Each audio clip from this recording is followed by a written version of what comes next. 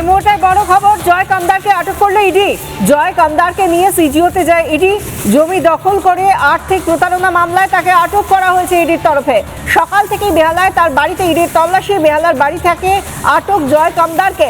সোনা পাপ্পু ঘনিষ্ঠ ব্যবসায়ী জয় কামদার। আগেও জয় কামদারের বাড়িতে ইডির তল্লাশি। ইডির তল্লাশিতে উদ্ধার হয় 1,20,00,000 টাকা। দেবাশিস কুমারের সঙ্গেও ঘনিষ্ঠতা জয় কামদারের।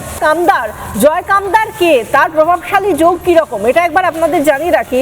দেবাশিস কুমার, যিনি রাজবাড়ী তৃণমূল প্রার্থী এবং সিনিয়র লিডার তৃণমূল কংগ্রেসের, সেই তার সঙ্গে রীতিমতো যোগ রয়েছে তার।